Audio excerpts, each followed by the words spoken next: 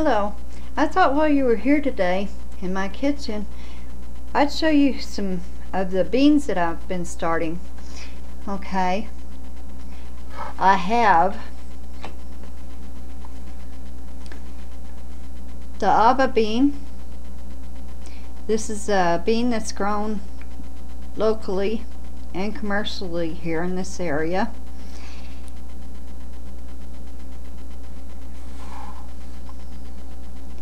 I have a lentil just out of the grocery store that I've started, and you can see the little plant that's coming out of it. I have a black bean, and it too is pre-sprouted.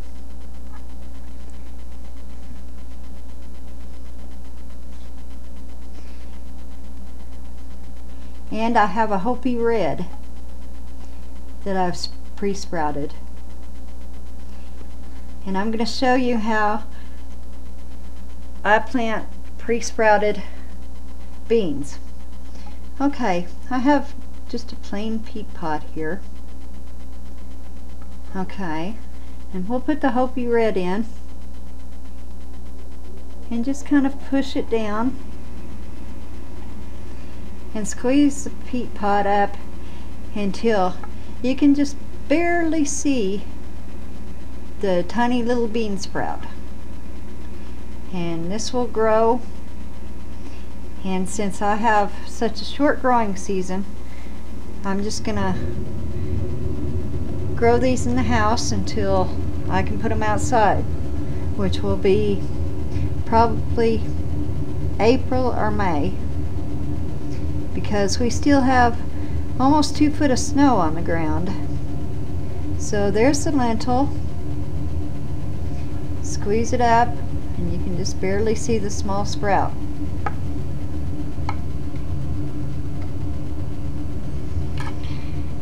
Okay, these tiny little tomato seeds that I've stuck all over a piece of paper. This happens to be a paper towel, but you can use writing paper, you can use an envelope, you can use just about any kind of paper, because paper degrades and it'll disappear in this dirt.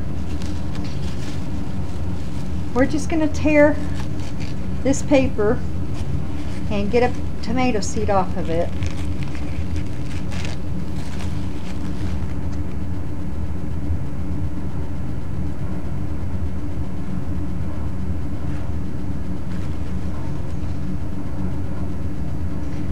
Okay, there's our tomato seed. It's stuck nicely to this paper. What we're going to do is we're just going to take a peat pot, put the paper towel seed side down into the peat pot, mash it down,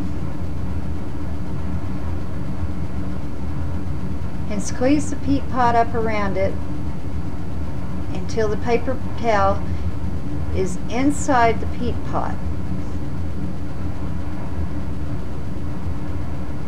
And I like to do that with small seeds, and that way I don't lose the seed, and the paper towel keeps it into contact with the dirt.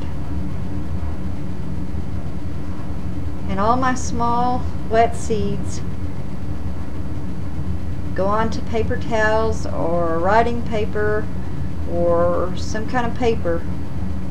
Even newspaper will work, because there aren't any bad chemicals anymore in the newsprint.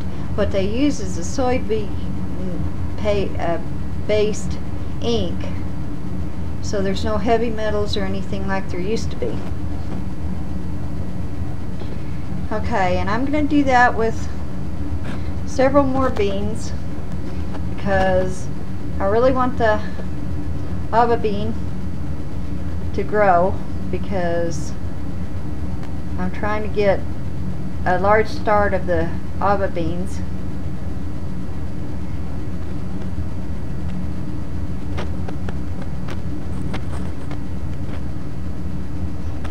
It's easy to clone plants and makes new plants from seed.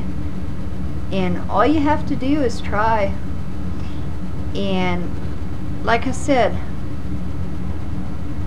the lentils were just plain grocery store lentils out of a sack, and it's sprouted. And sometimes there's no reason to even order them from a seed company. Why should you order them from a seed company when you can get a whole sack of seeds for about 50 cents from the grocery store?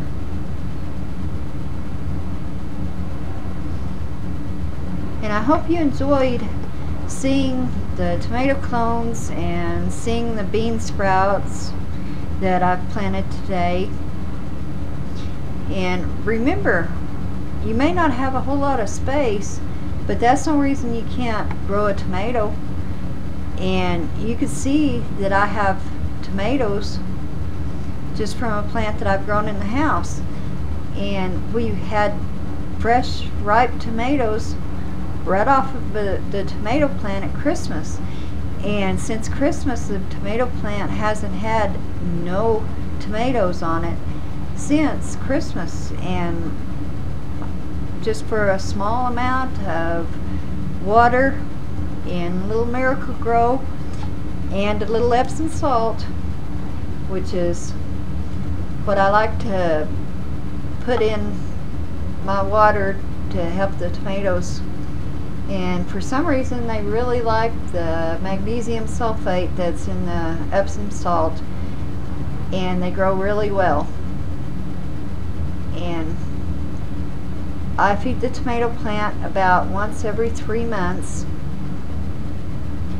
and I dilute it half the strength that it should be, so I don't burn the tomato, because it is in the house and it does grow a little slower than what it would be growing outside, so we don't want to burn it with the fertilizer.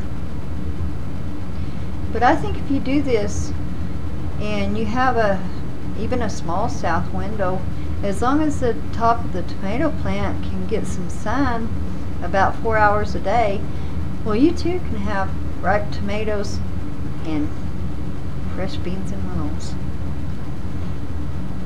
And I hope you enjoy my videos.